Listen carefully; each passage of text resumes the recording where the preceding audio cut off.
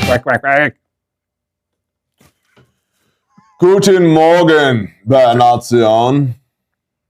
I am Hebe. It's Monday, 25 August 2025. Why are you looking at me like that? Everybody was cool until the cameras went on. How did now you're like, oh, we better act right. The internet is here. Oh, yeah. So commentary on today's brief, which is up short form on Patreon, on YouTube, and on X, discussing the Trump administration's deployment of National Guard troops, not only to D.C., but also to potentially Chicago, L.A., New York City.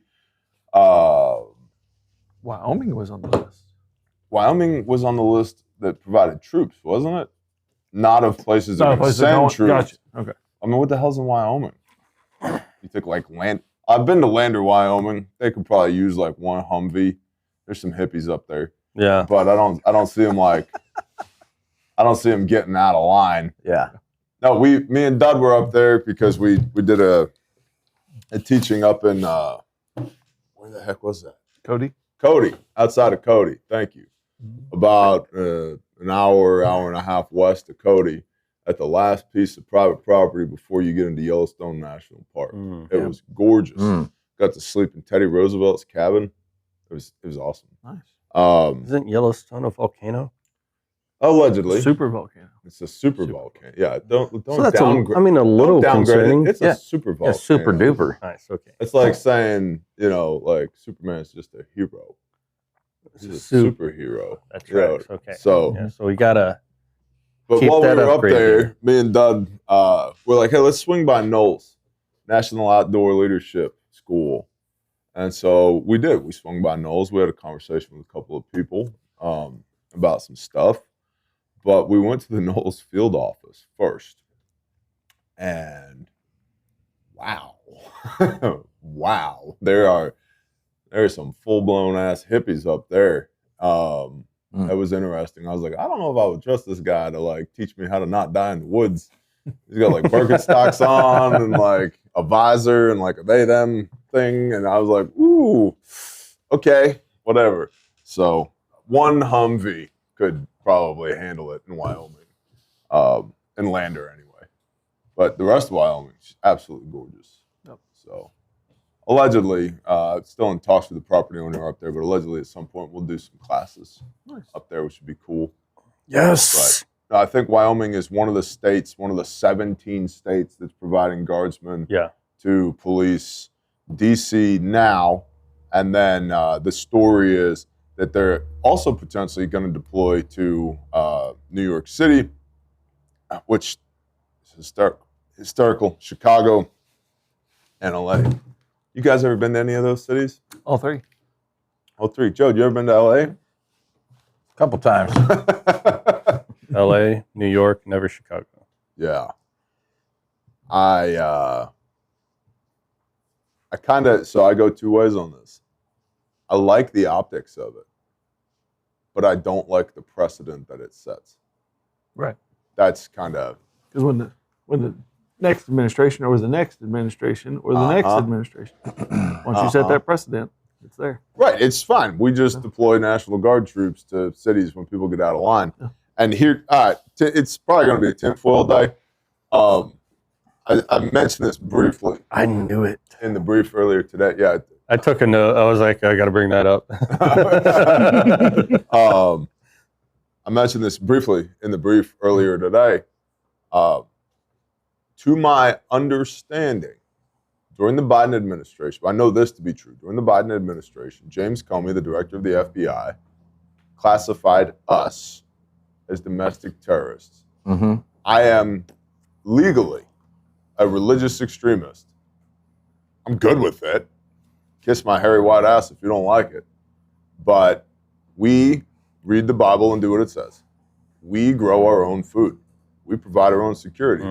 We pave our own roads. And we're so good at it that when a tornado or a hurricane, a flood or a fire jacks up your community, we stop tending our gardens and then come help those people. Right? Like we've gotten really good operationally at what it means to bring order to chaos. That is literally my job. That is literally your job, right? Chaos coordinator. So we're having a lot of buffering. That's great. It's all over the comments too. That's awesome. Because we're going to talk about cool stuff. So why? Because you said tinfoil. Mm-hmm. Which internet are you on, Dud? The Wi-Fi that's in here. Yeah. Oh, by the way, the Wi-Fi in here is not working. Yeah, I think that's the reason why. Cool. You want a hotspot? I don't know if that's going to be able to connect to it. Well, You want me to grab my mini? Yeah, my mini is outside. Hopefully this will reconnect, and then we can, if not, we can just upload this as a video. so you're capturing all Yes. the video as we're going then? Yes. Yeah. Yeah. All right. We may just do that. Okay. That's fine. Yeah. Brain, we're still domestic terrorists. Okay. So Comey during the What was Biden the administration. definition exactly? Oh, let's just read it. Yeah. Pull it up. So saying, pull up It's the, crazy. pull up the definition. 'Cause And the it's pretty fact that wild. it's still sitting there is, again, doing the same thing that this National Guard thing is. It's setting a precedence for later. Well, that's what I was getting at. Is to my understanding that designation of domestic terrorist has not fallen off under the Trump administration, which then gets people will go the MAGA extremists to be like, well, he would never do that. He loves the country. He loves America. Then why not do away with it? Okay, yeah, 100%. Whether he does or doesn't, what about the next guy? I don't know if you've noticed this, but there's a strong push towards socialism by one end of the political spectrum right now. Socialism, sooner or later, leads into communism, and communism has killed, depending on who you ask, between 100 and 170 million of its own people in the last 100 years. I'm not really interested in that. And what does socialism and communism seek to do? Control the means of production. Yeah, my cattle are for me and my homies. My sheep are for me and my homies. My gardens and row crops are for me and my homies. Right. My water is for me and my homies. It's not, well, you shouldn't be allowed to do that. Why not? Why not? See, the founding fathers, when they created this country out of nothing on parchment, that they were signing basically in their own blood because they were domestic terrorists too. Individual liberties were what was supposed to be protected. But having a direct democracy where every single person had input on how the country was formed was not what they were going for.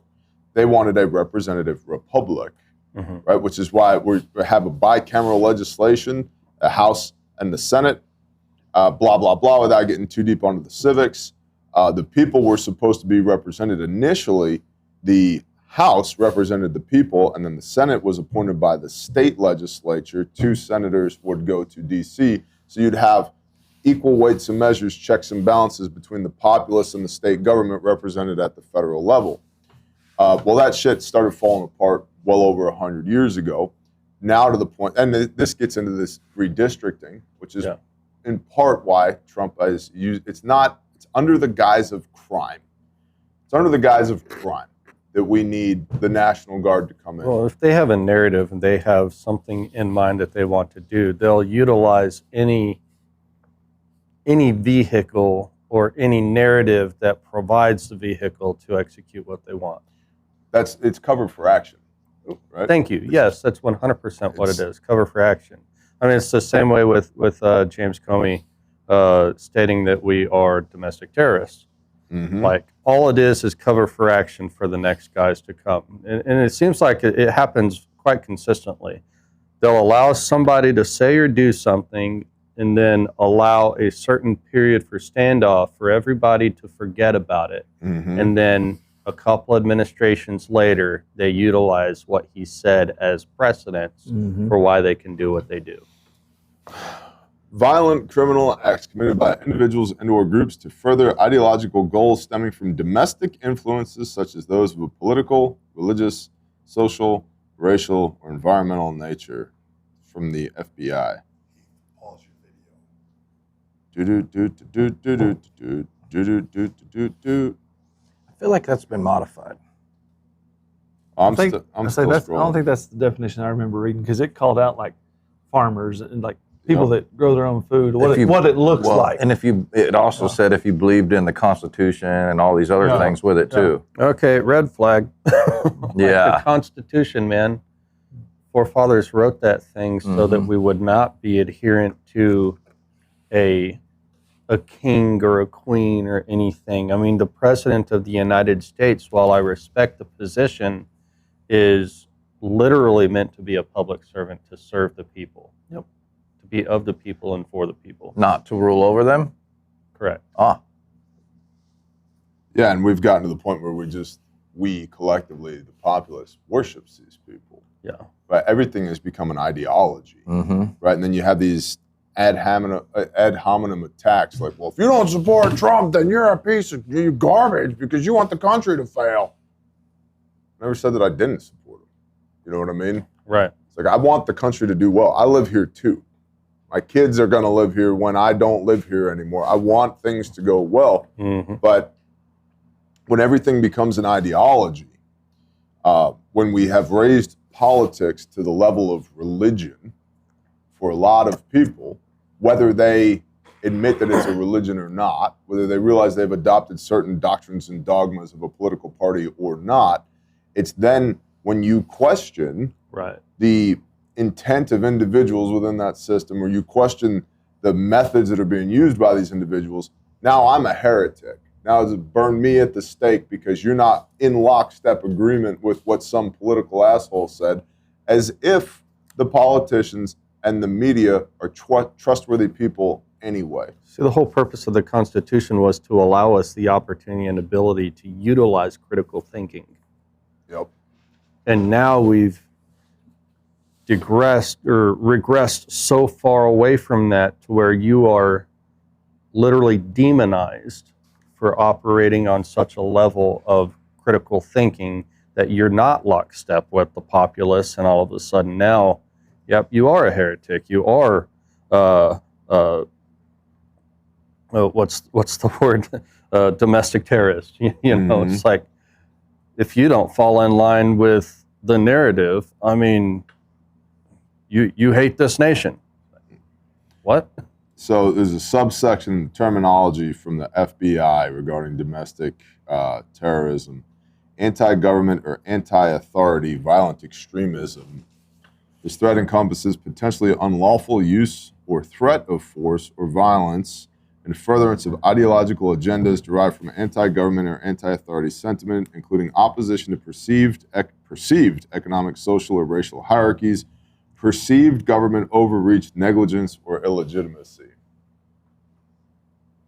The tree of liberty must be refreshed with the blood of patriots and tyrants from time to time. Exactly. So that's the whole reason the Second Amendment exists. Remember Biden saying you're going to need tanks and F-15s and all that, right? Like, yeah, and I should be able to buy them. Yeah. Right? Shall not be infringed. The right to keep and bear arms. How much of a Second Amendment supporter are you? Bigly. Very big, very large. I like cannons. I like ships with planes on them and helicopters. Like, all of it. If you can afford it, you should be able to have it. But I did some time in the pen, and they say I'm not allowed to have a pistol anymore. Bullshit. If you serve your time, and you have, this is not me, by the way. I've not had this particular life experience. But if you did your time, and the parole board has decided you are safe to be in society again, then you should have full restitution of your rights. Well, what about violent offenders or repeat offenders? What about the 400-foot of rope that's in the back of my truck right now? What about that? Right? We were talking about this before we went on air. It's on average $67,000 taxpayer dollars per year per inmate to keep people like that alive. Yeah. For why? Right now, does that make me, am I a violent religious extremist? Maybe. I read the Bible, and what does the Bible say? But Jesus said we should love people. Yeah, he also said if you harm one of these little ones, it would be better that we tied a big rock around your neck and threw you into the ocean. Okay, so... Which means these crimes are categorical. That's my point. He also said if a house does not receive you, knock the dust off your feet and move on to the next one. Yeah. He also said the harvest is great, but the workers are few. I mean, there's lots of people who claim to be part of the family, but don't behave in the ways of the family. They don't act in the best interest of the house. They don't go out there and get their hands dirty in service to the Most High. And when people are doing that, what's he do? Flip tables and whip them. Yeah. Yeah. We just read that. Yeah, and if you're not producing fruit. Yep. He cursed the fig tree. He did. Just saying. Yep. So there's... And then told us we could do the same. Well, it's one of the challenges with anything that relates to Scripture is that you can wrongly pull any verse out of context and support any argument with it. And most people that claim to be believers, claim to be followers, don't read the Bible, let alone read it from like the first page to the last page in context, and then read it over again and over again and over again. Every time I go through it, which is about every 6 months, because I read the Proverbs of the day, I want to say every day, but I don't. It's about 28 or 29 days out of the month. There's usually something that pops up one day where I don't get some Bible time in, one day during the month, and I suffer for it, frankly, that I didn't get my time in the Word that day. But damn near every day, I'm reading the Proverbs of the day and 5 chapters a day, just cause. And I'm not saying you have to do the same thing, but for me, the way my brain works and the way my life works is if I don't intentionally make time to sit down with this Bible and have a benchmark for what success looks like, I'm not going to get it done. Nope. I find that to be true. I just know it's I'll not agree with going that to too. happen. Yeah. So, but my point is, since moving to Oklahoma in the last 7 years, I'm now on my 15th read through of the Bible from Genesis chapter 1 to Revelation chapter 22, start over again. And every single time, I'm like, that was not in there last time. I didn't see that last time.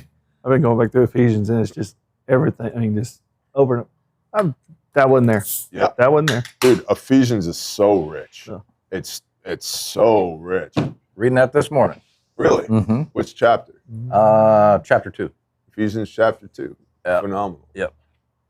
Yeah, but there's a spot in there where it talks about the commonwealth of Israel, and then it goes on to say, I think it's in 2, it might be in 3, and then it goes on to say that doing away with the express ordinances and laws. And I was like, okay, so what they're talking about in that little context is like Deuteronomy 7:2. Mm-hmm. It's like, don't be with those people that are of the world. Yep. You know what I mean? And so, like, because of that, that's why we have Peter's vision. Mm-hmm. Like, y'all's got to come in and say, hey, I know you're not going to fellowship with these dudes, but don't call something common that I've made, that I've made holy, like that I've set apart. Well, that goes back to, I believe it's Leviticus 19. Be set apart as I am set apart, right? As the I am is set apart. And so there are laws, commands, statutes from the Most High about how we should conduct ourselves, all of which is preservation of life. Yep. Life and life abundantly, Messiah talks about, right? If you wish to enter into life, guard the commands. Which ones, right? And he just starts listing commands. John, in the Gospel of John, and I know that his commands are everlasting life from the mouth of Messiah, right? So the Father and God made flesh, Messiah, give us a modality that we are supposed to walk in for the preservation of life. So there's a standard, is what you're saying. There is, and it supersedes any laws of man, including governmental standards. So, per the FBI, yes, I am a religious extremist. If we bring this back around, and here's the thing, right? There's lots of people who I think believe this to be true about themselves, and I hope that we never have to find out. But I can tell you, the bravest men on planet Earth right now are in Syria, where the Muslims are lining up Christians on their knees and cutting their heads off with dull machetes. The bravest guy on planet Earth, when they lop the first guy's head off, whack. Who else here believes in Jesus? That guy. Mm-hmm. The number 2 guy. It's not the soft operators and plate carriers. It's not our heroes in law enforcement and the fire department.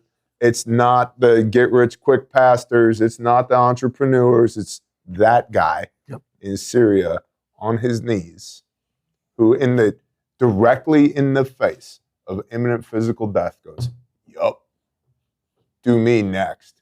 I want to go next. I want to meet him not next. his life even unto death.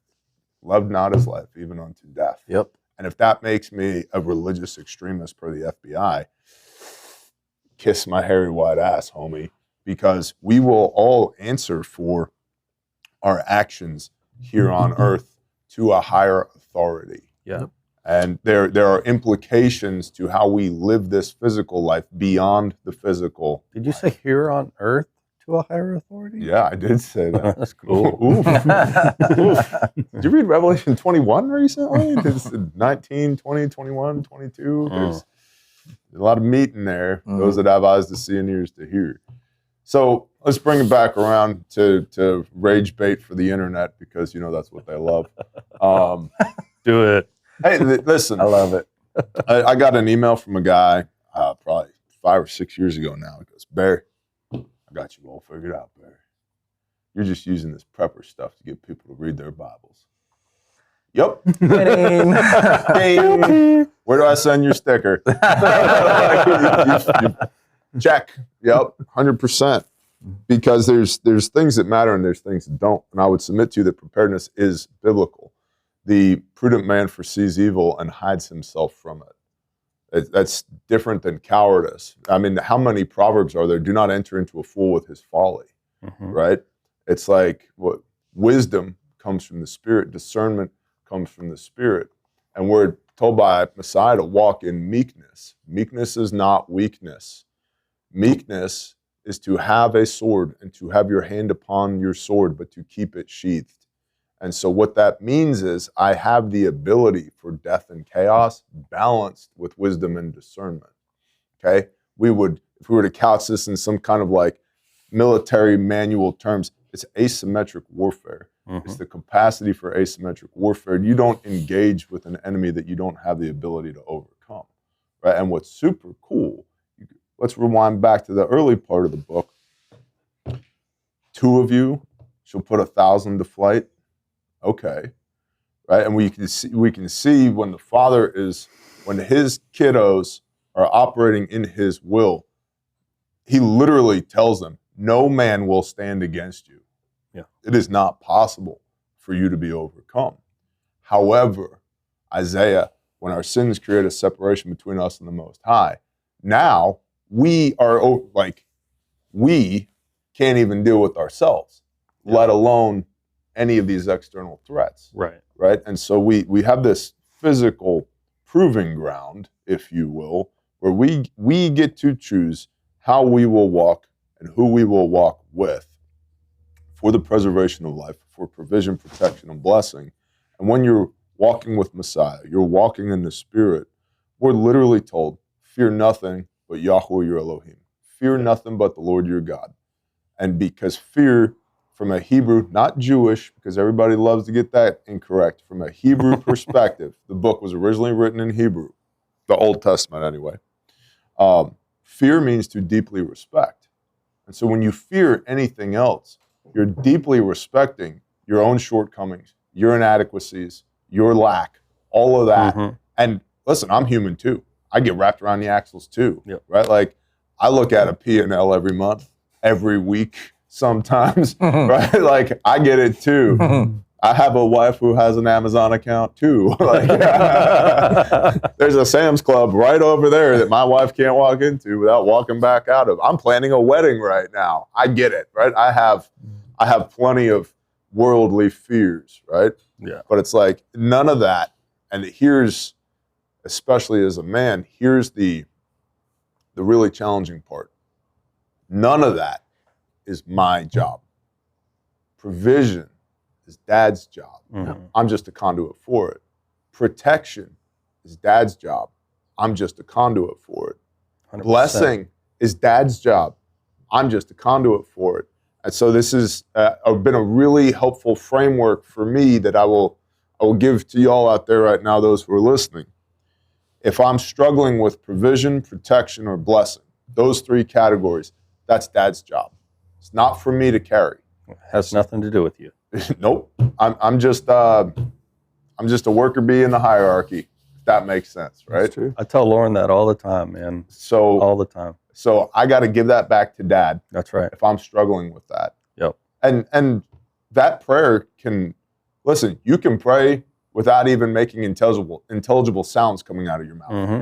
I know I've done it, right? Some of the most effectual prayers is literally just weeping.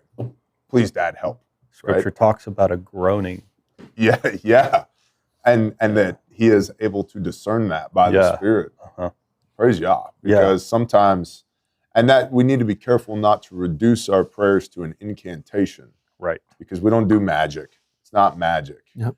So if it's provision, protection, blessing, that's Dad's job. I need to let him handle that. I need to give that to him. That's not my purview. If it's wisdom and discernment, if it's peacefulness, if it's self-control, if it's issues of love, gentleness, kindness, joy, okay, that's spirit. Yep. Conviction. If I really want somebody to understand this thing, it's not about me. Mm-hmm. It's about Dad, right? Yep. So those are all issues of the Spirit. Yep. I need to give that over to the Spirit, not to me, Yep. to the Spirit. And then if it's issues of sin, my own or somebody else's, issues of being the appropriate model. I get this all the time. You call yourself a pastor. Actually, no. It's everybody else that does. And I am but a man. And I tell people this all the time. I will let you down sooner or later. I know that because I have let myself down on many an occasion.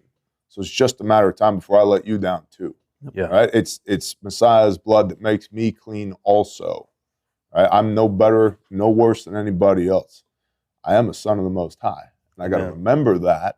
I need to get wrapped up in that identity first and foremost every day. I'm a son of the Most High. And then I'm all these other things, right? But the model to walk after, the remediation of sin, that's Messiah. And so if I'm dealing with that, if I'm struggling with that, that's not my burden to carry either. So I got to give that back to him, which leaves, what is my job? And the Bible is incredibly clear on what the job of a man of Elohim is, what a son's job is. I have to speak the word of God.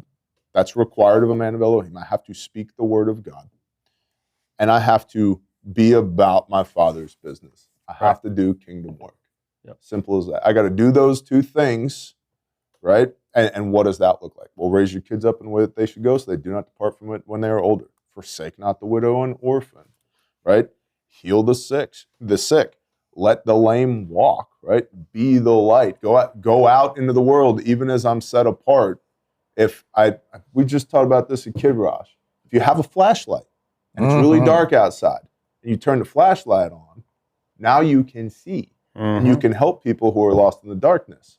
But if you turn your flashlight on when it's really dark outside and you put a basket on top of it, does your flashlight help you now? And they're all like, no. I was like, so we're not supposed to put a basket over the flashlight, right? They're like, yeah. I said, cool. So what do we use the flashlight for? We walk around in the darkness and we find somebody on the side of the road who's got a problem and they're sick, we fix them. Or maybe we take them back to their house. Or if they're really sick and scared, we bring them to our house so we can fix them. So the other night, my youngest son was helping me move the sheep. And it was nearing darkness. We're getting it done. He immediately just runs in the house, grabs a flashlight, and comes to me saying that he's got the flashlight and he keeps shining it in my eyes. Same thing last night. I'm like, bud, it's meant to be shined out. Out, not here. You're not helping me see, bud. Well, but that's kind of it's a similar thing, if we're letting our light shine and all of that. But if I'm every kid and dad's job, the first thing you learn is where to hold that flashlight whenever you're working on it, right? Well, that's a great example, right? That's so true. Because I remember my dad when I was a kid saying, "Damn it, son, shine it at my hands." Okay. Hold it still, boy. Well, what do we work with?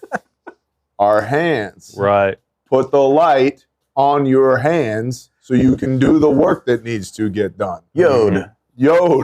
Check that out. So just a little explainer there for everybody out there as far as if I'm a man, I've never been a woman, I'm never going to be a woman. I'm unclear about how exactly it works for women because I don't know, right? That's probably ask my wife question. But for me and for all the other men who are out there, we have this weight that sits on our shoulders, or at least we should. And it's this pressure of the duty and responsibility, the burden of being a man. Okay. Feeling it heavy yesterday. We have to subordinate below Messiah. Yeah. Right? We have to understand where we are in the chain of command, where I am in the hierarchy. Let Dad do his job. Let Messiah do his job. Let the Spirit do his job so that I can do my job. And then they're way better at their jobs than I am at mine. Oh, yeah. Right? So if I just get out of the way and let them do the work that they do and elevate in the chain of command when I have an issue, hey, I'm having a hard time with this. Can you please help me with this? It's been a really useful framework mentally and spiritually for me is like, just, if you think about prayer like an email, right? It's like, forward this to the appropriate party. Right. Thank you for CCing me on this, but that's got nothing to do with me. I'm going to go ahead and forward this to the person who will handle this for you. Right. It's not me, right? My job is to speak the word and to use my hands to serve the kingdom. And that makes me a domestic terrorist, apparently. Yeah. And I don't care. So you think Trump's going to send? Well, go ahead. I'd love to go back to when the Pilgrims were coming over and to see what they thought about him then. Oof. or Washington. Yeah. Go back to Washington and his farm and everything he had going on, and see what they think about him then. Yeah. You have to be self-sufficient. You have to be able to provide for yourself. Yeah. We have ceded so much authority and control of our daily lives to these globocorps that produce the air quote information and the air quote food and the air quote education and the air quote religion. Right. All these different massive organizations, which is the opposite of individual liberties in America. It's the opposite of a personal relationship with Messiah. It's the opposite of personal responsibility, right? And so we're supposed to be rugged individualists. It's supposed to be hard to govern here. Yeah. Right? But we're not all the same. Right. And that's the beautiful thing about it, right? And we're supposed to be able to agree on the big things while disagreeing on the little things, but not breaking fellowship, if you will, over the little things. Right. Right? It's the core ideological concepts that we have to be in agreement on. Two cannot walk together unless they be agreed, right? But if Heath's favorite color is green and mine is blue, that doesn't mean we can't hang out anymore, right? Or Kubota versus Caterpillar, or whatever. I think you're colorblind. I know what yellow iron looks like. But no, we're very also thankful to read Gray the label. Brothers Kubota. Thank you. Rhinestone loves you. They are great machines. Yeah. Oh my gosh, they're so good. But with the idea that there'd be some overarching federal bureaucracy in the United States of America, if we were to go back to the 1700s and ask those people what they thought of that, they'd be appalled. Yeah. That's the complete opposite of what was intended for this country. And we have allowed ourselves over centuries, over generations, to become softer and softer and softer, to the point now where it's like it's going to take a lot of rugged individualism to ever decouple from this beast system that's been built in the first place. Yeah, I mean, look at what's the percentage of men that actually stand up and lead today versus men that just fall in line? It's I can tell It's you it's minimal. not very many.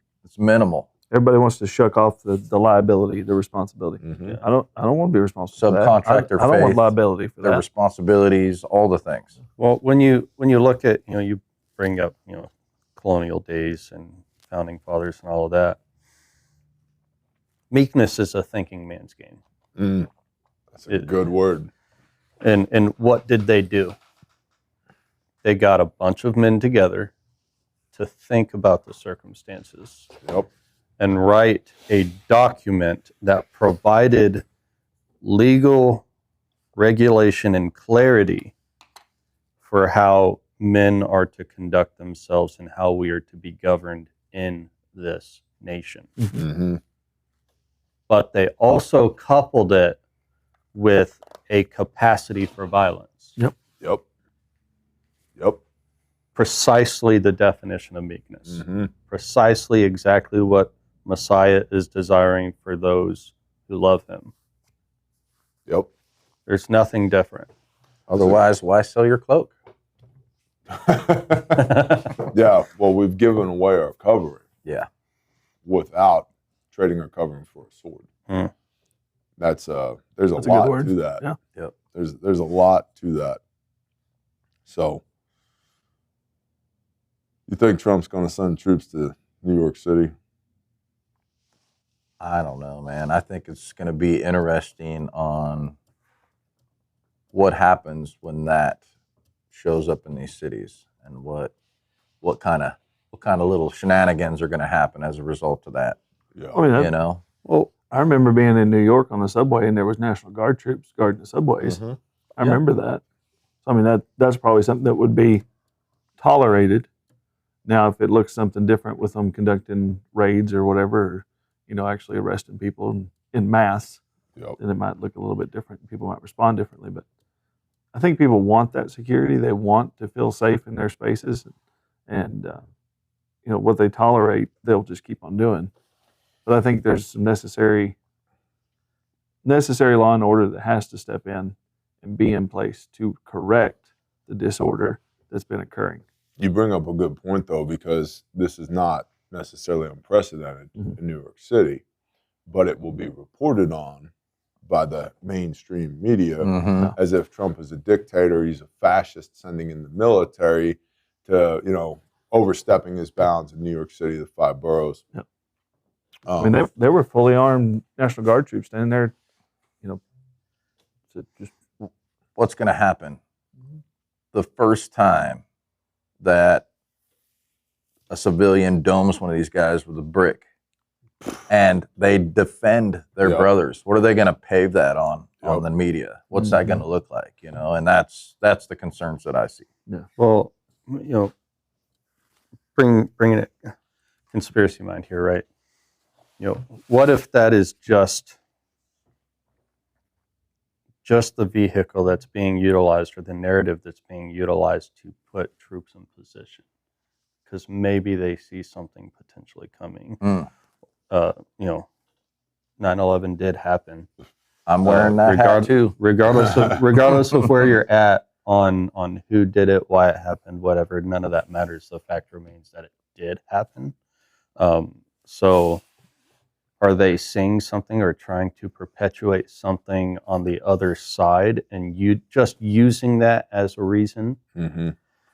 Ooh, that's the cover for action. I mean, here's my tinfoil hat on that one. Is it could be, we were reporting on this months ago about all the sleeper cells that we have in the country. Yep. Right. They getting ready to go active, or are they staging just because? So here's another thing. That's a good point. So let's just jump in that rabbit hole. Not saying this is true, just exploring the potential here, right? So we have the FBI who says that there's 4,000 plus known terror cells in the country, a cell being 4 or more individuals. Now, they also say that we're domestic terrorists, so whatever, right? But these cells being composed of known foreign bad actors on U.S. soil.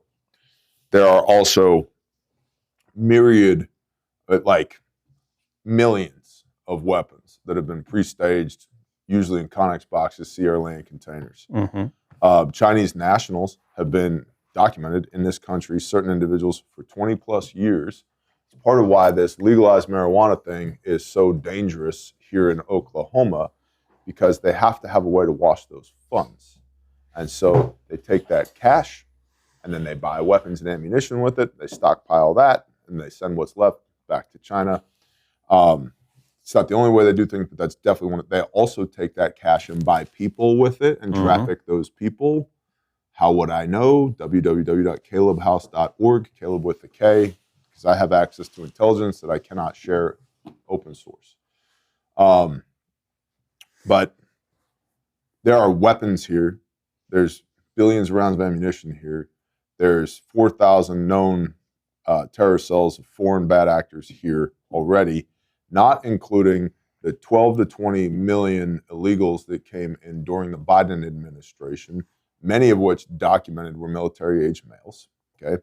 And I have said on camera for years, this is a fail-safe, okay? This is a fail-safe. And it has multiple uses. A lot of people have said, no, Bear, that's not why they're letting them in. They're letting them in for redistricting. Listen, it's very rare that I do anything for one purpose. And I'm nobody from Oklahoma, okay? I'm not the president of the United States. I'm not one of these big political figureheads. I have, when it comes to power and influence, worldly, I have, my power and influence pales in comparison to the movers and shakers in Washington, D.C., right? And I extremely rarely will do one thing for one reason, because time and money is always limited. Resources are limited. So I want to get as much return on my investment as I can for my time and for my money. So stacking TLOs. We're about to be teaching wilderness in like a week, right? Yeah. We're stacking like 34 different TLOs, or terminal learning objectives, of course, 3 days, over the course of 3 days in the field. So it's, yes, it's redistricting. Yes, it's because back to a direct democracy, it's not how the United States of America is supposed to work. It's supposed to be a representative republic. So if you bring 12 to 20 million people in and you put them in air quotes sanctuary cities, when the census is counted, it counts people, not citizens. And that in turn directs where billions, hundreds of billions of dollars in federal funds go to states and go to districts. It also, right, how many representatives from which political party operate in the House. You still only get 2 senators, but in the House, right? And then also the state legislature, as far as pushing things through at a state level, all that's predicated on population of people in an area, not citizens in an area. So that is redistricting. That is an attempt at taking over. I think the Democratic Party is super infiltrated and has been for about 20 years. But I digress, okay? But it also brings operational capability inside of our borders from tens, if not hundreds of thousands of military-age males, all of which were signed up by USAID-funded NGOs that give them a place to live and get them on Social Security, Medicare, Medicaid. They get a check each month. They're doing nothing. Okay. With prepositioned weapons, all of which leads to 9/11 2.0. There's a lot of chatter about what 9/11 2.0 is going to look like. Most of it's single source. And it's a name that keeps coming up over and over again. It's Sarah Adams. I don't know Sarah Adams. I don't know that she's a reliable witness. Whether she is or she isn't, most of it's single source. I do know that Sarah Adams works with Sean Ryan. Sean Ryan, a year ago, was a pretty big supporter of Sean Ryan. Over the last year, I've seen more and more of his behaviors and the people that he's had on and the narratives that he's been pushing. It's like, that's super interesting. I don't know if this is a trustworthy source either, okay? So all that to say, the possibility exists for a 9/11 2.0. And I'll tell you this, there's 3,000 counties plus or minus in the United States of America. There's 4,000 terror cells minimum in the United States of America, plus, let's just be nice and call it another 100,000 military-age males. Okay, so 100,000 military-age males plus 4,000 known terror cells. That's on average 1 to 2 terror cells plus another 4 bad actors in every county. Now, we know it's more than that. All that to say, 4 coordinated dudes in a pickup truck with a little bit of training will absolutely be able to overwhelm county level response. Oh, yeah. But no questions asked. How? I will not discuss on open channels because I don't want to give the bad guys any ideas. But I can tell you this. We just recently got back from training a law enforcement department on the East Coast with 100 officers. And I was like, listen, the 4 of us who are out here, here's how I would take you guys out. I would take you offline. And I mean, we had brass in the room. We had everything from patrolmen with 2 months on duty to officers with 28 years experience, brass in the room, the whole 9. And I was like, this is what I would do, just like this, just off the top of my head. And the looks In their eyes, Scott. The looks of horror on their face. Yep. And I was like, now, let me tell you, one of these known FBI cells is in your county. Who do you think is going to be responding to that? Their eyes got even bigger. So it's here. We know that it's here. There's 9 guys over here in the Ouachita National Forest, 9 of them, that have been eluding law enforcement for a year and a half. We know they're there. Everybody knows they're there. Why are they there? What are they doing? We know the answer to that. And I live in nowhere. So if there's 9 guys here, at least 9 that have been observed, and just you see, they're like roaches. You see one of them, there's 10 more you don't see. Okay? So what happens when that kicks off? Yeah. It's going to be chaos. So if these democratic cities, all that to say, let me land the plane here. These democratic sanctuary cities, where you have a high concentration of individuals like this, that have the potential, probably are serving as a counterweight to any of Trump's policies. They're a fail-safe. Would it make sense to pre-position National Guard in those areas if/when things do potentially go hot, or preemptively to keep things from going hot? Because we need speed, surprise, violence of action, right? Right. Well, surprise is, we got to have surprise, right? We remove the element of surprise. We pre-position National Guard hardware, and they have weapons. That's another thing. They have been authorized to take weapons and ammunition with them, put them in these places. Is that quietly preempting a air quote 9/11 2.0? I don't know. I have no intel. If I had intel on that, whoever it's in charge of running that operation would be terrible at it. Yeah. Nobody should know, right? Even the guardsmen wouldn't necessarily know what they're getting into. Go to this place, bring this equipment, you're going to be here for this period of time. Okay, cool, right? Because the more people that know, 3 men can keep a secret as long as 2 of them are dead. Yeah. Right? So, what do you guys think about that? I think you're pretty on par with all of it, man. Yeah. I think there's probably some angles that we're not thinking of, but as things evolve or don't, we'll see more of them.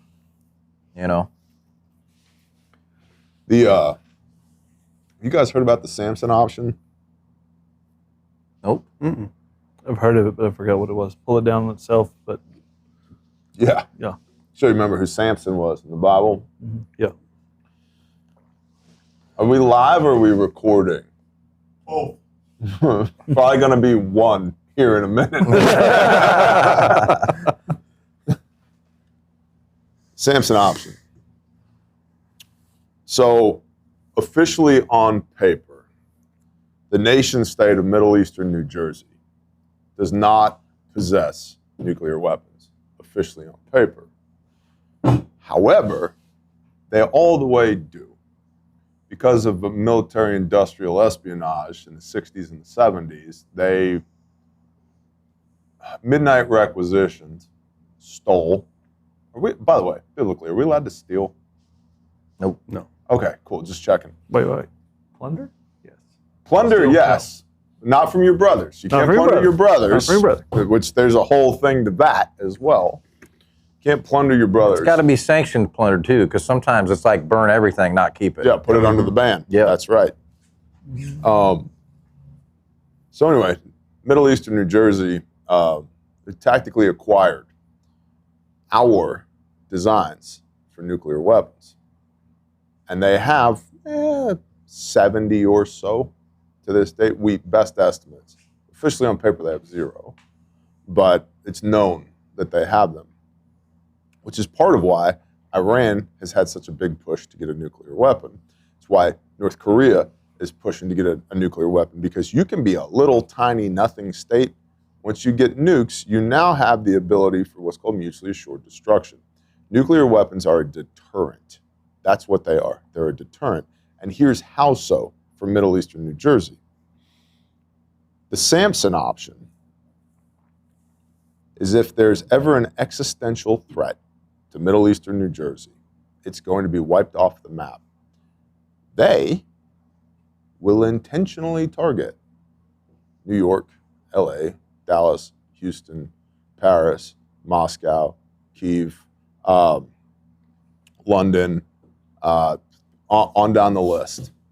They are going to boop the big red button, so much so that it's, again, rumored, we don't know this, but rumored that they have nuclear-capable submarines as well, and that they would launch from a maritime platform into the United States of America. And so it's the whole thing of, yeah, if the house is coming down on us, we're pulling it down on top of everybody.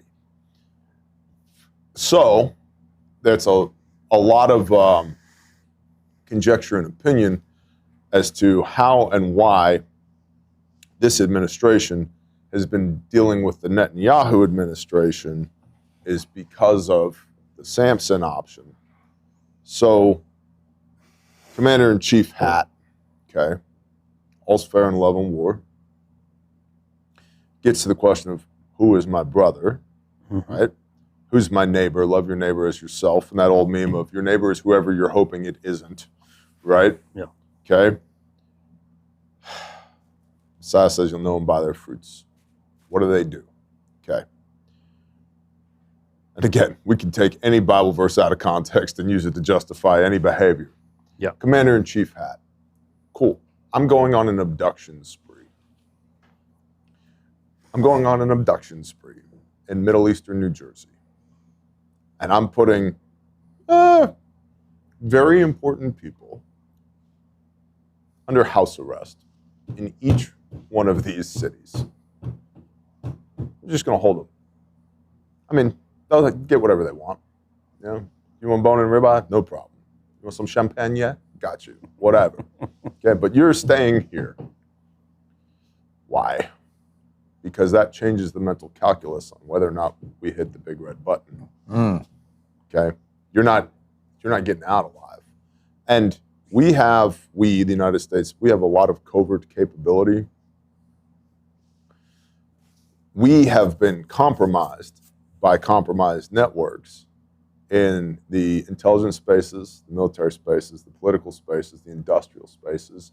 Jeffrey was one of those operations. We will never see the Jeffrey files. They will not be allowed to see the light of day. And everybody hyperfixates on Jeffrey without realizing there's at least 100 more Jeffreys out there. At least 100 more.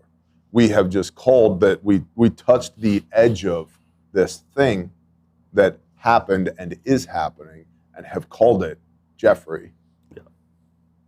Jeffrey's just one of at least 100 of them. Okay. The our friends from over here, I am not suicidal, from over here in Mena, Arkansas.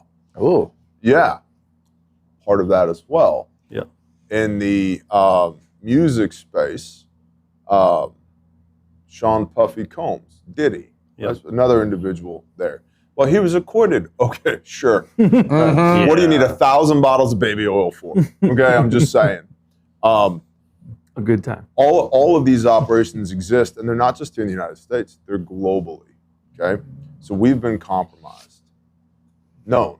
compromised. Look at APAC. APAC Tracker is a great channel to follow on X, the APAC Tracker.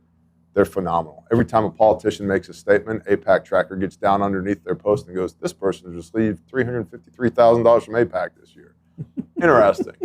I love it. I absolutely love it. AIPAC, APAC Tracker. American Middle Eastern New Jersey Political Action Committee Tracker. So I would begin the efforts of counteracting that, okay? Because there's soft power and there's hard power. And there's soft power has been used quite effectively to cut the balls off of the United States of America for a considerable length of time, decades. Cool, FAFO, because there are people in these other nations that are operating against us. There are powerful people there that also have things that they care about, also have people that they care about, that also have interests that they're invested in. All right. What does Sister Kate say? Don't start no stuff, won't be no stuff. Yep. Mm-hmm. You started it. Now there's some stuff. It's just like a deadly force engagement, right? Yeah. Somebody decides you're going to get into a gunfight. The only way to get out of it is to be better at gunfighting than they are. Yep. Okay. I didn't start the gunfight. They started the gunfight. I got to finish it. Well, I didn't start this espionage and what's the word I'm looking for here? There's a word for it. Coercion campaign. I didn't start this. But if we're here now, if you have determined the rules of war are this, all right, cool. And that's cute. You have 70 nukes. I have 7,000. You want to play that game?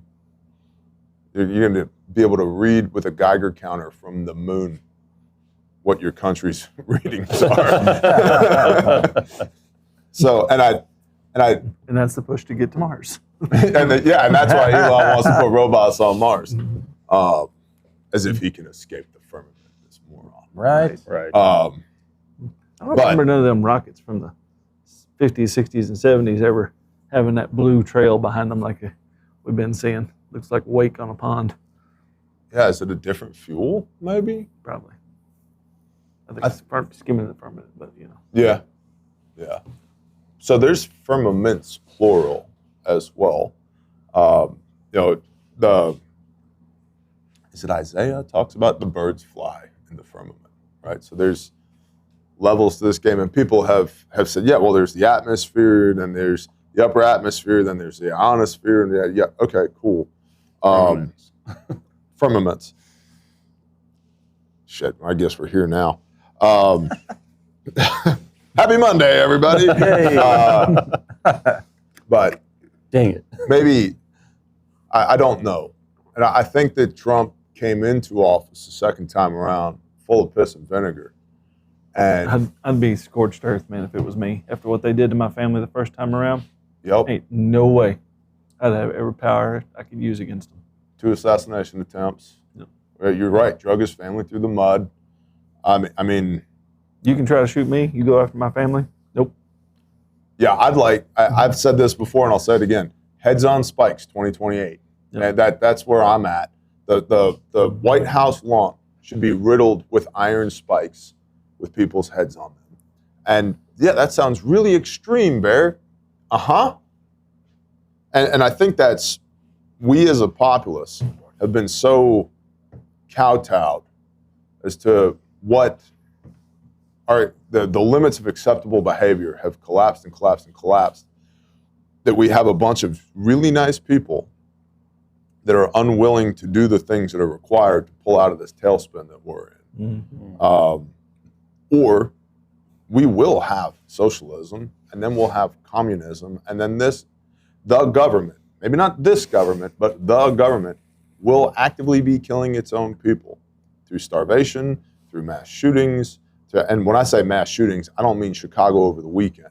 I mean dig your own grave so that we can shoot you into it type shit. Yep. Oh, that's hyperbole. Is it? Have you studied communism? I have. Okay, this is what they do. The Holodomor. Read about that. Was that 40 million Ukrainians starved to death? starved to death, which is why, let's bring it all the way back to Comey, which is why we're domestic terrorists. Because we control the means of production, we have the ability to withstand that for a time, right? But for a time.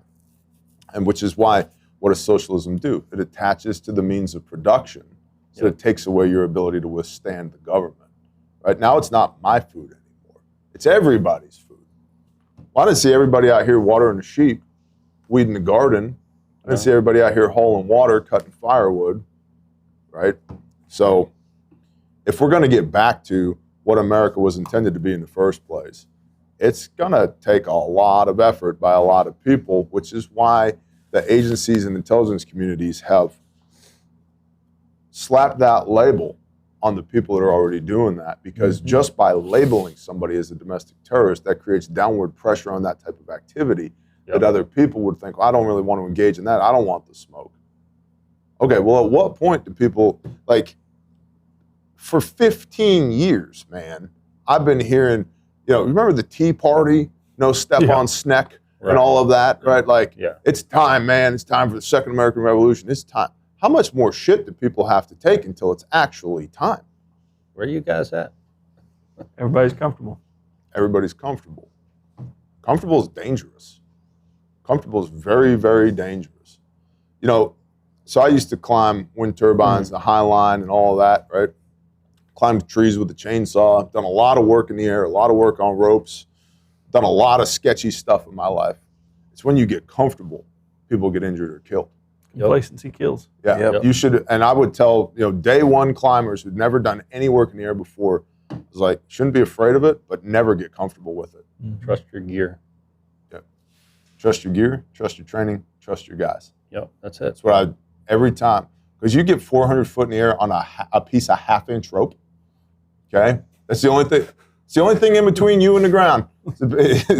Samson's stable braid, baby. I have bet my life on Samson's stable braid for decades of my life, okay? I know that shit works. And Petzl triple locking carabiners. I'm not taking undue risk with this, because I want to be able to go home to my family at the end of the day, and I want you to go home to your families too, right? Absolutely. So trust your gear, trust your training, trust your guys, but you can never get comfortable with it. There should always be a little bit of trepidation while you're working, because you take it seriously. I'm on the ground working on something, working on a truck or whatever it is, man, I'll drop a wrench 10 times. You put me up in the air, it's like I got tacky stuff on my hands. I don't drop. Everything is so careful, so calculated, so, right? Oh, well, you're supposed to have lanyards on your tools that if you drop, 100%. How many tools can you, I'd have 35 pounds of dressed out bolts in my bags going up, and a spanner wrench and a spud wrench, bullpins, the whole nine, Kroll chest ascender, all this, a day pack with a Ziploc bag and some toilet paper to shit in if needed. Yes, for real. Because I'm not climbing 400 foot back down to the ground to turn around and climb 400 foot back up. Your water, your caffeine, your nicotine, all that. We're just up here, right? Which direction the wind's blowing, because I got to take a piss and I don't want to piss on my guys. It's all that, right? Yeah, dude. You get up in the air, I can't drop something. Like, it's stuck to my hand because every little thing is so calculated, right? You get comfortable, and now all of a sudden people get injured. People get killed. They make one stupid mistake. They don't realize how close they are to injury or death, and because they're comfortable. Because they're not taking it seriously. And I see a lot of that mindset with the American populace right now. We've been lulled into a false sense of comfort, and we don't realize how close we are to something that's truly dangerous, truly life-threatening. And we're going to continue to spiral this damn drain. Man, watchman on the wall, like, somebody's got to say something, even if it's wildly unpopular. By the way, the only way the show grows is if you share it. So if you like this, please subscribe and share, because the YouTube algorithm has been no friend of ours for a year and a half. Dudley, you want to roll some of that beautiful beam footage, and we'll come back momentarily? Hi, this is Amy with Grindstone Ministries I was about to for float. Mindfulness, where we Mute take psychological principles found in Scripture and apply them to our daily lives. Today we're going to read Matthew 22, verses 35 through 40. And one of them, the Pharisees, learned in Torah, did question, trying him, saying, Teacher, what is the greatest command in Torah? And Jesus said to him, You shall love Yahweh your Elohim with all your heart, and with all your being, and with all your mind. This is the first and greatest command, and the second is like it. You shall love your neighbor as yourself. On these two commands hang all the Torah and the prophets. There are many words for love in Scripture, but this love is agape love. It's the unconditional, sacrificial love that seeks the best for others. It's not a fleeting emotion, it's an action, an intentional transmission of vibrational energy. It's universal, but also deeply personal. It's associated with biological functions such as lower blood pressure, increased immunity, and even cellular regeneration. As we learn to develop the frequency of love and share it with others, neurotransmitters are released in our brains and in the brains of those around us.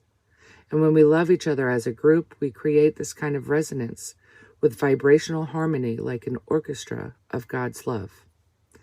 That right there, that's why I volunteer for Grindstone Ministries. I volunteered for a lot of organizations and done lots of good things to make the world a better place, but never before have I felt such a strong harmony. Where a group of volunteers travel from all around the country, dropping everything in their lives and faith, to pour out God's love in a high-stress and emotionally charged environment with sometimes dangerous conditions. But everyone around is emanating this light of pure, heavenly love. It sounds like a symphony in the darkness. I've never felt this harmony anywhere else, and I'm so grateful to be a part of it. Love is not a fleeting emotion. It's a state of being that we can choose. It's sacrificial because sometimes it's hard. It can be difficult to love your neighbor when they just said or did something to piss you off. It can be difficult to love your brothers and sisters when you're stressed out yourself. It can be difficult to love God when life doesn't seem to be going our way. But it's a choice that we can all make to let His light shine through the darkness. And as a community of believers, we become a beacon for others to come to Yah and experience the light of His unconditional love. I hope this helps someone today. If you'd like to volunteer or donate, please visit us at www.grindstoneministries.com to help us be the hands and feet of the Father when disaster strikes.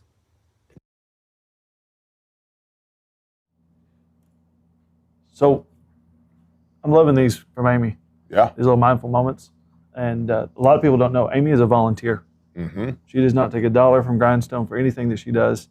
And she has been vetting and coordinate all of our volunteer response since Helene.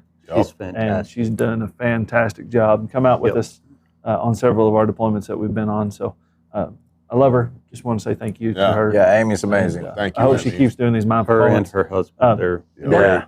Do a survey, see if people like those, and we'll keep doing them. So. Yeah, we're coming up on the year anniversary of Helene, aren't we? Yeah, it's the end of this month. We'll be having a memorial September 27th out there. So. Wow. Yep. Feels like it was yesterday and 20 years ago. Both, yes. Yeah. Yep. Wow. And in some ways, the pictures that I get to see, some things look radically different in a year. The houses being rebuilt by ASP, the stuff like that, which praise you out, that stuff's getting done. But some of it is just scars that'll be there forever if you knew. Yeah. So, Appalachia Service Project.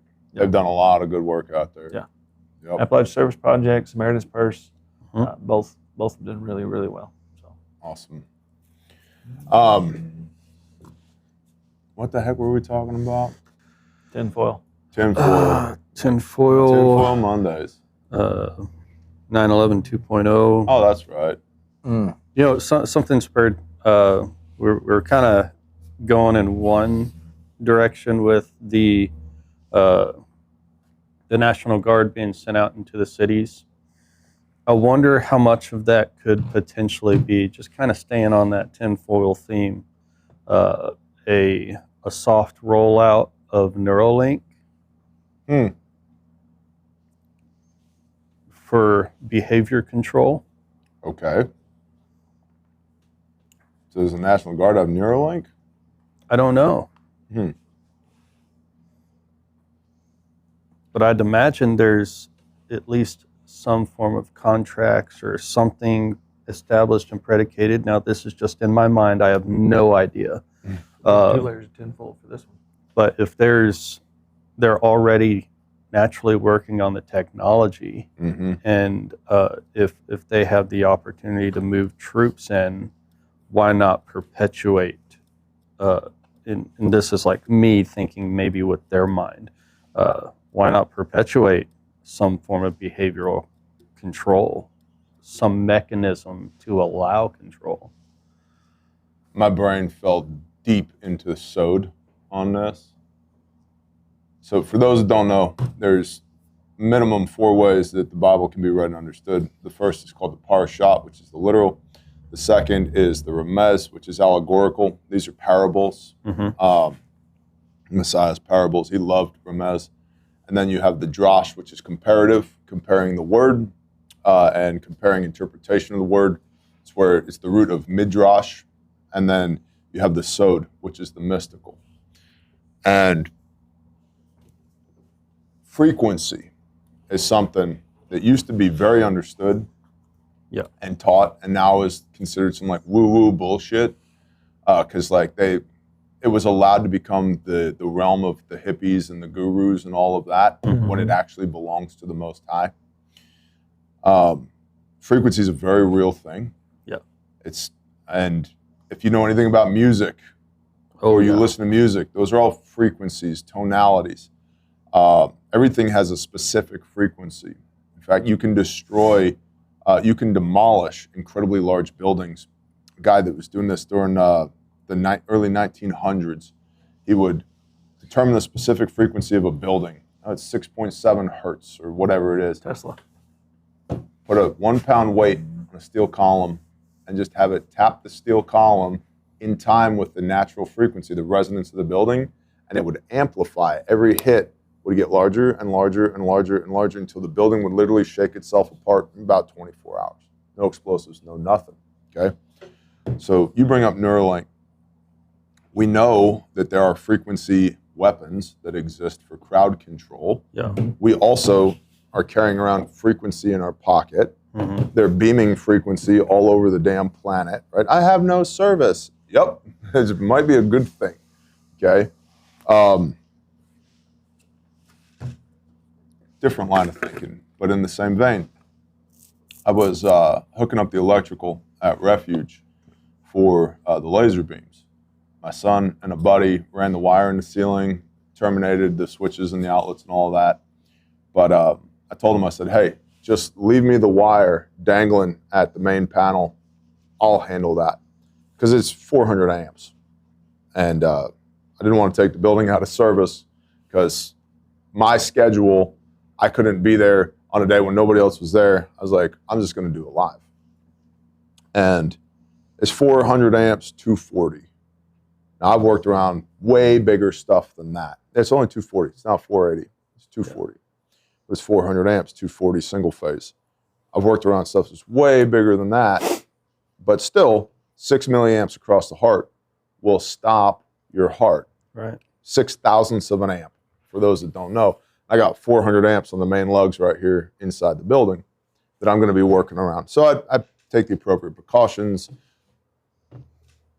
Again. Did you put on gloves? Yes, nitrile gloves, because my hot gloves are in the truck that's at Dudley's house. So, and I did tell Mike, I said, hey, keep an eye on me. If I fall over, cardiogenic shock, do CPR AED on me, okay? All right, cool. I took my keys off of my belt so I wouldn't accidentally bump into something. And again, much like working in the air, you're very switched on while you're doing this, right? Like because I didn't want the brim of my hat to contact anything, turned my hat around. I put some music on my phone. I told everybody in the building, do not interrupt me, okay? Whatever you do, don't interrupt me. Yep, 100%. Okay, just let me do what I'm doing. And so I'm wiring this in, and I'm thinking about while I'm doing this, all the times. So when I was in power construction, I've sat through probably a year of my life has been spent on safety training, OSHA and MSHA and HAZWOPER and site-specific safety training and all this other crap. They would make us watch these freaking horror flicks of closed-circuit television footage of people getting electrocuted. They were horror flicks. I mean, guys, They really are. Guys inside of live substations where the power arcs down and hits them, and they're turned into Lot's wife. Pillar of salt. Boom. 86 foot's the furthest one I ever saw. Yeah. Yeah. That's an 86 foot. incredible arc. So, Holy cow. and it's like the rules for working inside of a substation, a live substation, are very different than the rules everywhere else. So, like, all your shit's got to be grounded because you need to create a pathway to ground. It's weird. It's anyway. Anyway, I'm thinking about all that while I'm doing this, and it occurred to me back to Genesis. Okay, Yah put skin on Adam and Eve, Adam and Hava, when he kicked them out of the garden. Skin's an insulator. Mm-hmm. In that moment, they were separated from Yah. Spirit is energy. All of this is energy. And if you think I'm crazy, you can get, you can look at a electron spectrograph. You can see people's auras. We generate electricity. We are electrical beings. We are spiritual beings that exist in a physical place that also has frequency, also has energy, and we're insulated from it. That's why the electricity like my dad got hit by lightning one time. Actually got hit by lightning twice, but the first time he got hit by lightning, he was climbing a power pole in Vermont, and in a freaking storm. He was the only one dumb enough to answer the phone when they called because there was trouble on the line. So he goes out there and he's tightening up a bolt, last bolt with his line wrench, and boom, a lightning bolt hits the line wrench, throws him off of the pole. Luckily, he landed in a creek, wakes up underwater with his right arm stuck to his chest, underwater going, what the just happened? Crawls out of the creek, gets onto the edge of the creek. I can breathe. I can see. Okay, what's happening? Arm is stuck to his chest. Pulls his arm off of his chest like this. Let's go. And it flops back, smacks him in the chest, knocks the wind out of him. Simple pneumothorax. Okay. He's like, well, shit. Gets in the truck, which was a stick shift, 4-speed, driving down the side of the mountain, stick shift in the rain with no right arm. At least it was down. At least it was down. Finds a spliced pedestal for the phone service, opens it up, puts its test set on there, calls the operator before 911, says, I need a doctor. She's like, well, for what? He goes, I've been hit by lightning.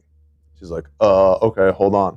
Finds a doctor who did house calls, because that was way more common back in the day, drives to the guy's house, middle of the night, knocks on the door. Guy answers the door. They said, are you the young man who's been hit by lightning? He said, yes, sir, I am. He goes, well, son, you're going to make it. I said, okay, how do you know? He goes, lightning only affects you 2 ways, son. You either make it or you don't. But unbeknownst to my dad, it had blown off the bottom of his boot, his left boot, blown off, and he had a hole in his left heel where it had gone in his right hand, come out the bottom of his left heel. Skin's an insulator. That energy's got to have a place to go. It blew through the skin, right? So there's something very sewed about us becoming flesh, being wrapped in insulation that insulates us from this energy. Yeah. And when you think about operating the spirit, our higher vibrational frequency, what that looks like. Again, sewed. And I'm not a hippie, for those that don't know. And I'm not a guru, and I'm not a witch, and I'm none of that. I'm a son of the Most High, right? But there are lessons that can be derived from this ancient, inspired text that we have, that people in their day understood it better than we do now, looking back through 4,000 or 5,000 years of time, trying to ascertain the lessons that are in here. It's interesting that in the flesh we are insulated from energy, and this whole goal is to get out of our flesh and into the spirit, right? To transcend this barrier, this worldliness that we have. All that being said, they definitely got shit that they bolt onto Humvees that they shoot energy beams at you and it will make your flesh crawl or make you puke or the brown note or whatever. Right. So, And if you're not sure if any of that's real, find one of the local hills or mountains near you that's got all the towers on it and go up there and see if you feel different. oh my gosh. Bro. You will feel different and you won't like Oh my it. gosh. I also want to give a special, completely changing gears, I want to give a special shout out to the guy at 10:30 last night who snuck into the wilderness class. Apparently it was still set to sell. So we have 21 students, not 20. Well, good for them. Nice. Great shot. All right. Yeah, so not only did that class sell out, it's now Plus one. oversold. Three times seven. Plus one. So I think his name's Mario. Good job, Mario. You got in. right. We'll see you here Get shortly. your kit squared away, dude. Oh, yeah. Yeah. Hey, at least y'all got a break on the weather. I was figuring it's going to be 100. Me too. People be down. But Yeah, it's just going to be muddy now. Yep. It's just a Dang different it. problem set. But we'll have better access to water now. why does my pack weigh 90 pounds instead of Yeah. 40? Yeah. Why do my boots weigh 10 pounds each? So, Yeah, dude. Go to that. Oklahoma mud is not the sticky mud. Mm-hmm. It Most is people not don't get fun that. to ruck in. That Mississippi mud when we were there in Rolling Fork, dude, that's a different level of mud. there's no bottom. Hey, remember that one night we were doing that training Yes. and we come across the mud field at the bottom and then we had to go up the hill and my boots are like 900 pounds and we're going up this hill and it's, I can't see anything. He's got nods on, but it was epic. It's a quarter mile. Dude, that way. Yeah, That was- just a little bit further. The map Every time. recon lied to us, man. I kept telling Jody, I was like, we're almost there, man. We're like a quarter mile away. He goes, dude, shut the fuck up. You said that 6 times already. I was like, well, I can't tell. It's dark and it's under nines. How many creek crossings do we do? Two? Too many. That's some Oklahoma directions. It's just over yonder. Dude, Yeah. it was definitely over yonder. Oh, yeah. 5 minutes. Well, Yeah, we were 35 over minutes yonder later. and then it was over yonder. So we looked at the map, right? And I was like, yeah, look, it's got all these roads that run through here. Well, the map was made in summer, and everything that looked like a road on the map was actually a dry creek bed. Mm-hmm. And it had pissed rain earlier that day, and it ended up raining through the night. And so we get there, and it's like, well, where's the road? And it's like, surely. So we're like, me and him, we take a knee in the corner of this field underneath this tree, and because there were a bunch of, I don't know, 25, 30 people running this. It was a bug out bag scenario.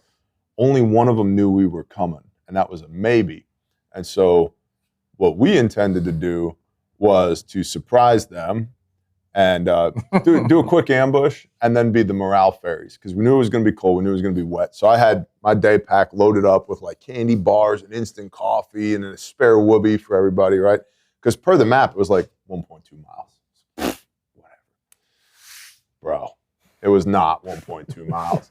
We ended up, because we couldn't go the direction we wanted to, we ended up skirting up all over the place. It probably ended up being about 5 miles. Dude, With- where we came into, I know. I know. It was the worst. let's climb a mountain in the middle of the night. Did not think this planned through very well. Yeah, we stepped off at like 9 Yeah, p.m. it had been 9. and it was well after midnight. Oh, when yeah. we got to By where the we were time y'all going. came up, Yeah, It was yeah. well after midnight. Yeah, And it was epic. it was great. And so I was like, I guess we're just doing creek crossings. Yeah. Like we're just gonna do one of these and Yeah. walk across, and all of our Yeah, yeah. shit's soaking wet now. Oh, yeah, it was good. So it was a blast. But yeah, those were not roads; those were creeks, and they were wet. So good times. What else we got today? You have a training event coming up. Training event, operator training for heavy equipment. Everybody's been asking for it. We're finally going to do one. It is November 2nd. There are only 8 spots available, and you must have been a volunteer with us at least once. This being Grindstone. Grindstone. Yep. The instructions on how to sign up, where to go from, will be sent out through the volunteer portal. You have to be a vetted volunteer to come. But Awesome. it is November 2nd. Where so- is it? Locally here in the Eastern Oklahoma area, In vicinity of the Grindstone National Training Center. in the vicinity of the training center. Awesome. So, yeah. Super cool.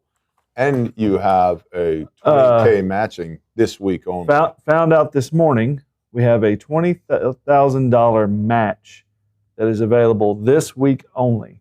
So we need you out there watching this to share this out. We are trying to raise $20,000 that will be matched by September 1st, which is only 1 week away. $20,000. We need to raise that this week. So grindstoneministries.com, click on donate. Tell everybody you know. We need $20,000 this week that will be matched. And Let's not miss out on that. For those that don't know, Kyle is the executive director of Grindstone Ministries.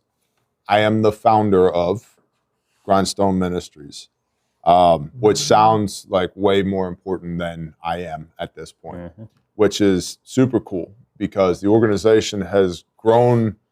It grew beyond my capacity to steward it daily well over a year ago. You came in about a year ago. Yep.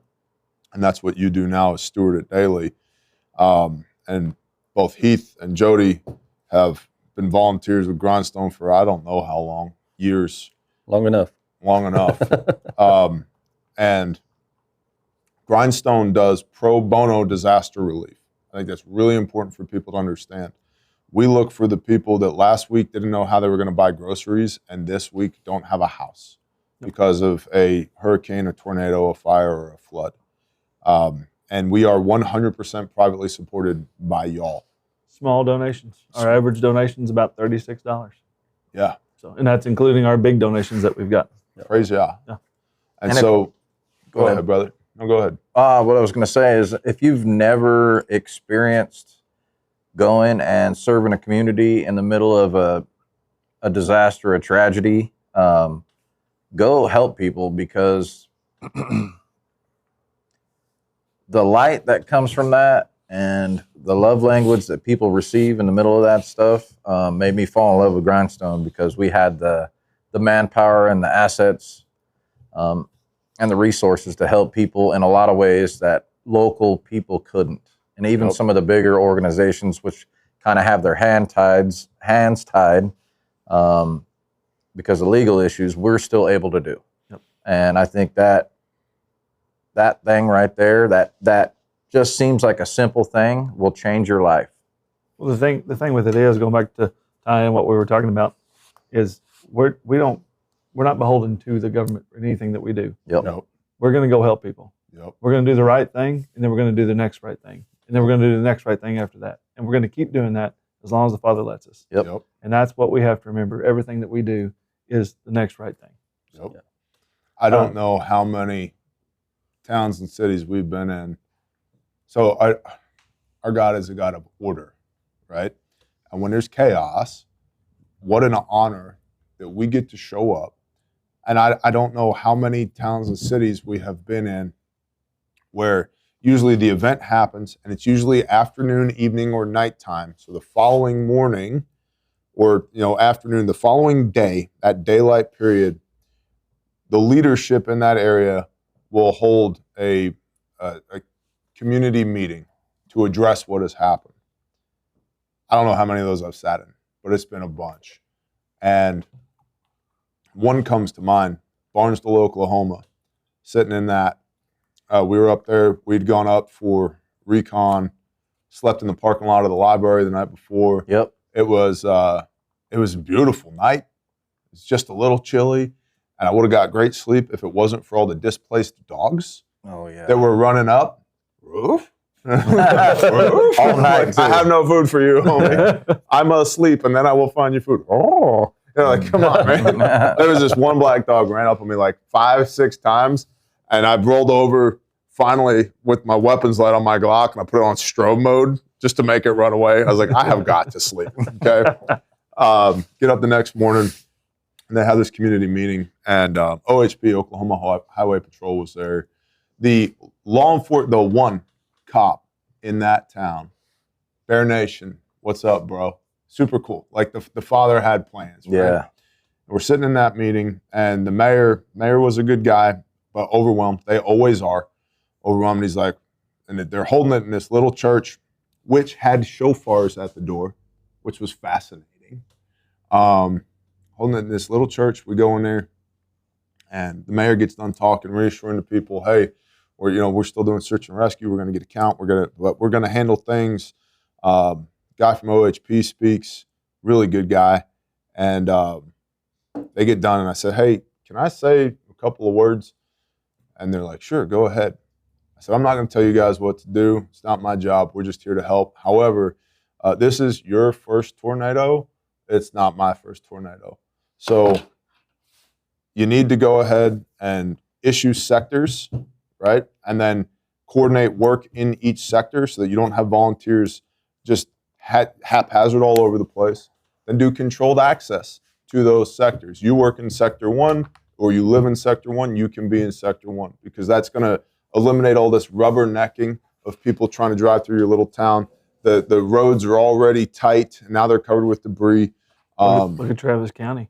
Yeah. I mean, they would not control access, and it just 5,000 unaffiliated volunteers in an area that needed 100. Yep. Yep. And I was like, and then you're going to get, so right now you're doing search and rescue. You're going to find people who are injured and unfortunately deceased. 24 to 48 hours later, you're going to start getting secondary injuries. Like you're going to have heat stress. You're going to have people that are having heart attacks because they're overexerting themselves. You're going to get malnutrition, dehydration.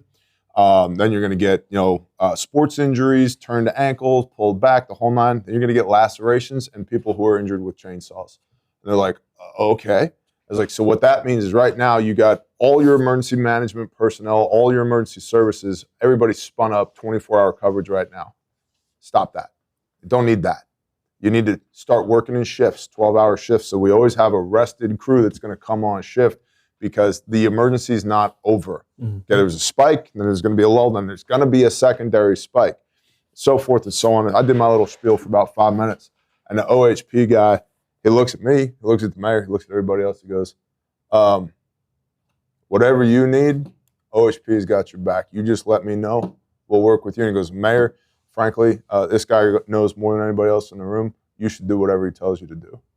I was like, okay. Hi, Mr. Mayor. I'm Bear from the internet. And then the Florida Emergency Management crew came up. They had their big command trailer set up. We liaised with those guys. And the people of Barnstable were really good people. They treated us really well. We got to sleep in their gym, which was cool. Yeah. Cots in the weight room. That was awesome. Yeah, it was. No excuse to get a workout in. It's like, you're right next to the Smith machine. It's like, I know. I was tired. It's a real way. But what an honor to be able to help people like that. Yep. And to have done that more than 50 times at this point, from small towns to major metropolitan areas. And we, in doing that, are 100% supported by y'all. Like Kyle said, average donation is $36. Yep. So if you think like, all I got is $7. Okay. If the Spirit convicts, Grindstone can all the way put $7 to good use. Mm-hmm. We've done it before. We'll do it again. And like Kyle said, for as long as the Father ordains it, we'll continue to do it. And it's so cool to me to see what began as a personal conviction 5 years ago grow into a national organization now that has huge amounts of impact, to where Travis County was like, would you please be in charge of this? Please, we don't know what to do. Would you please tell us what to do? It's just so easy to get overwhelmed in the moment. I mean, like you said, it's not to be jaded or anything like that, but the damage is so overwhelming whenever you haven't seen what Helene looked like, when you haven't seen what Rolling Fork, Mississippi looked like. Mayfield. When you haven't seen Mayfield, when you have, name your disaster. And in the moment, it's those folks' worst day. Yep. It is those folks' worst. But that's why we go there to help. Yep. So. I have struggled with that at times, because we've seen so much devastation. I have to remind myself sometimes when I get into this little town at EF2, right? They're like, it's horrible. I'm like, is it? Is it? I don't think we have to pull bodies out of trees on this one. I don't think it's that bad. Right. They're like, what are you talking about? Melinda lost half of her shed. And I'm like, I know, I'm so sorry. It's going to be okay, y'all. But it is their worst day, you know? And so it's, I don't know, it's stress inoculation from Katrina and Mayfield and Helene and all these other. Harvey. I mean, I didn't even mention dude. Harvey, yeah. So. Rolling Fork. Rolling Fork looked like it was carpet bombed. Yeah. From the southwest to the northeast across that town, a 1 mile swath. I have never seen high tension power lines that were gone until Rolling Fork. Usually they're twisted masses of steel that are stuck to the foundation. No, there's a mile-wide swath where it just removed them. And that was poignant to me because I know what it takes to put those things in the ground. I've done it. 1,500 miles of that, just that. They're gone. Where are they? There was I don't know if you guys remember, but there was a Facebook page for like stuff from Rolling Fork where people were missing items. They were finding people's personal effects 5 counties away. 5 counties away. They're like, is this a picture of your grandpa? It's like, it is. Like, well, we got it up here. It's 175 miles away. That was a crazy storm. So I have to remember to be better about that. And my Rolling Fork, the old man who got squashed in the red pickup truck, trying to flee the storm. We were at that Red Cross. Red Cross had set up a shelter and they were feeding volunteers there. So we were in there just moving through one day. And there was a lady with a 1.5-year-old baby on her hip serving fried chicken. And she just looked like shit. And I was like, thank you. Thank you for feeding us. She's like, oh, that's the least we could do. Thank you all for being here. I said, are you okay? She's like, I'm going to make it. I'm like, what's the matter? She's like, it's a lot. I'm like, yeah, it is a lot. Like, tell me, what do you got going on? And she's like, that guy in the red pickup truck was my grandpa. And he was trying to get away from the storm. He was trying to come to where we were. And we were yelling him on the phone, no, Grandpa, don't move, stay put, stay put. And we were on the phone with him when that power pole hit the truck. And I'm like, I'm so sorry. I'm sorry to hear that. Yep. Can I pray with you? She's like, yeah. So right there. Yep. Right there. You know? It's like that. Those things. Yep. It's that. And that's why it's called Grindstone Ministries, plural. People don't realize, you think you're going there to help them, and you are. Yeah. But you don't realize how much you're getting helped by being the helper. Amen. You know? So if that's something you guys and girls want to be a part of, if your love language is chainsaws and diesel fuel, or logistics, or social media, or whatever. It is. If there's something out there that you do, we can probably use you on deployment if you want to come. Yeah.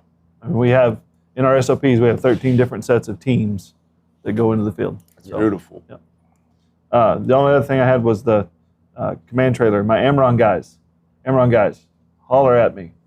We have the command trailer at the warehouse. We're getting it outfitted, cleaned up. We want to get that done as quick as possible so we have it available. Praise God. Shout out to Amron too, man. Commo is, so without Commo, there's no logistics. Without logistics, there's no relief. Without relief, there's no recovery. Yep. Right? So Commo is huge. I'll also give a shout out to Evan at Radio Made Easy. I was going to say Evan too. If you have a radio and don't know how to use it, Evan is your guy. Evan at Radio Made Easy. And to all of our guys at Amron that have all the radios and know how to use them, we love you. Come hang out with us again. Evan, Radio Made Easy, thank you for the cache of radios you sent us in Travis County. That was awesome. Thank you very much. Yeah, great guy. Yep. And then the last thing I have, I can't talk about yet because I could talk about it, but there's a thing coming in February. People get together, eat meat. I can't say what it is, but it's about $500. It's in February. It's in Oklahoma. So we'll say that. Can we say the letters? No, not yet. Because the curmudgeons will be mad. Curmudgeons will yell at me. Well, you say the letters, everyone knows. Tickets are going on sale in November. Have already balled their fists. Don't say the letters. It's 3 letters. If you know, you know. It's not me. I'm not saying it. Yeah. You know, you know. Yep. February 20th through the 23rd. So, 19th, February 20th, 23rd. Tickets will be $495.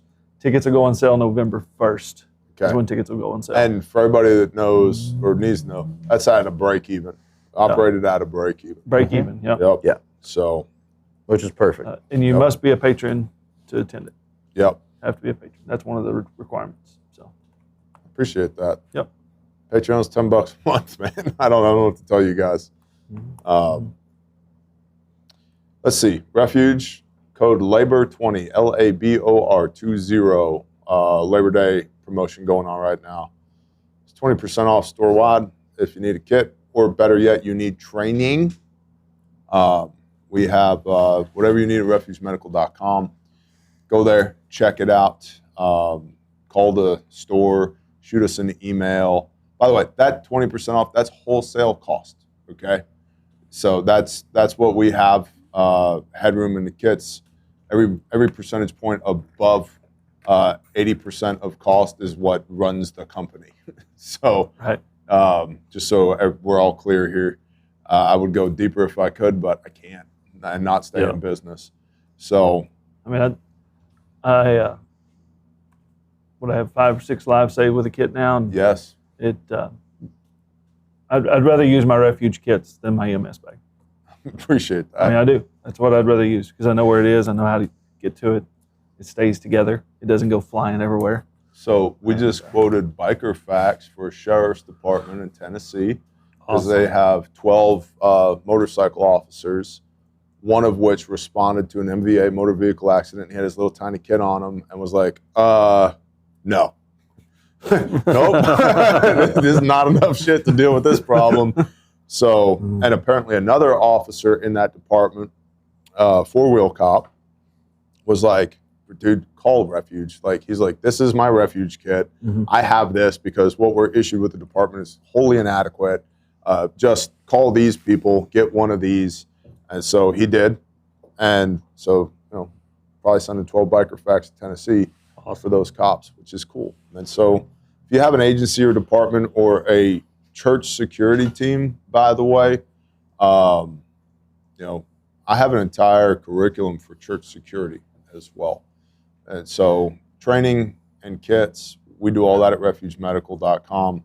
Reach out to us, and we're here to serve. However we can help, we will. You guys got anything? Heath, Jode?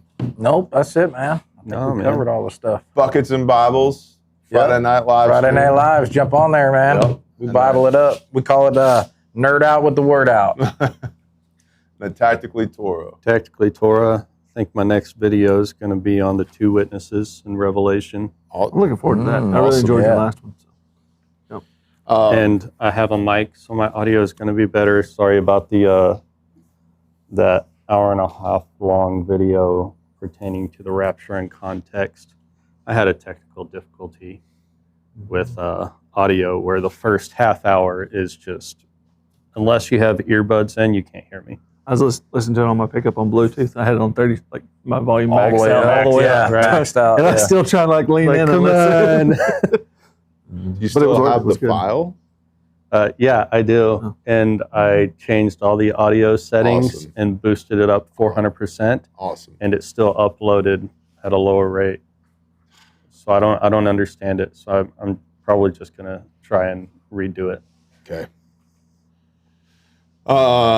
Last thing for me, of course, links to everything is in the description down below. Shout out to the patrons, the economic engine of the Bear Nation. Patreon's $10 a month. And that's where all the exclusive content lives, including the crown jewel of the Bear Nation, which is the Patreon exclusive live stream Thursday. This past week, we did it as a Zoom call, and it was fun. It was surprisingly fun. There were some people who were like, I can't get in, because apparently our Zoom was maxed at 100. So I've upgraded that to 500 participants on Zoom. Nice. So we shouldn't have that problem again. Wow. Yeah. Yep. At So is that going to significant, be a regular Zoom now? we're going to find out. I'll tell you what, if YouTube won't let me live stream, then it'll just be a Zoom call. Yeah. But it was cool because it's different when you get to ask a question with your voice than with your thumbs, you know, Super and true. have a conversation back and context. forth. Yep. So that was cool. So yeah, Patreon, links in the description. It's $10 a month, man. Or you get it for a year, you get 2 months for free. So however the spirit leads there. And then I and we will be incredibly busy for about the next 10 days. So from a content production standpoint, if you're like, where did Bear go? Like, well, I'm going to be on the side of a mountain teaching medicine, and then we're going to be in Moyock, North Carolina, out there at the Constellas Training Center, out there for a thing the Thursday after Wilderness, which ends on a Tuesday with 19 hours minimum road travel in between those two things. So my ability to produce content over probably the next 10 days or so is going to be pretty limited. So I'm not abandoning y'all. I'm just on the road. And that's one of the benefits of Patreon is that content is there, it's curated, it continues to post whether or not I'm available for Gen Pop stuff. So that's what I got. We love y'all. We appreciate y'all. Please share the show with somebody you love. That's the only way that we grow. And make sure to check the links in the description. GrindstoneMinistries.com. What do you got? Don't forget that 20K match. 20K match. That's a big deal. Yep. Thank you to the donor who's matching, by the way. Absolutely. CalebHouse.org for counter-trafficking stuff, if you're into that. And then RefugeMedical.com, made in America, guaranteed forever. 151 lives saved to date. Appreciate the most high. Awesome. So we'll see y'all when we see y'all. Shalom, everybody. Shalom. Shalom. Shalom. Good morning, everybody. I'm on my way up to the office and warehouse today, trying to get the command trailer we got moved last week. I'm going to walk through it with the folks that are going to be working on it, getting it outfitted with all the communications gear and satellite with Starlink. Set it up to have a plotter in it, a big printer where we can print maps on the go. This will be used for like a level 1 event, so think like a Helene deployment or something along those lines, where we have a bunch of folks in the field and scattered across big areas where we need to have that security to be able to control the information that's going in and out without being in the way of someone else. This thing has a 60 kW generator on it. It's air conditioned. The generator can power a couple RVs along with the command trailer itself. Enough fuel to last for several days, so we don't have to worry about bringing fuel in and out. We're going to put a our chainsaw repair in it, so we'll be able to stock it with all of our chainsaw parts for working on the saws and stuff if we're out. It'll be nice. Have a big printer in it for printing maps, if I didn't say that. And also the bathroom trailer, restroom trailer is moving forward. Had a call with those folks here over the last few weeks. They're getting it built out, and just can't say thank you to them enough for supporting us in that endeavor. And then the kitchen trailer is getting designed still, so we're still working on the kitchen trailer design. But hopefully that's going to move forward as well. And if you guys would like to pour into either one of those things or any of those three things, you can donate grindstoneministries.com. Our operations to support the Travis County, Texas deployment have come to an end down there. We have looked at supporting a long-term recovery there as far as helping a couple of the folks rebuild, but praise y'all, the needs are getting met down there locally through all of their resources, and that's not something we're going to have to pour into at this time. So praise y'all for that. Everybody's house is getting rebuilt. They're all having the things that they need to go forward with that. Other than that, it is a beautiful morning for August. We had some rain yesterday at the farm, so that's good. I hope everybody's doing great out there. Everybody goes through stuff in their life, and if you just know that we pray for you guys and pray for us as we continue in our lives, See everybody out there. Take care.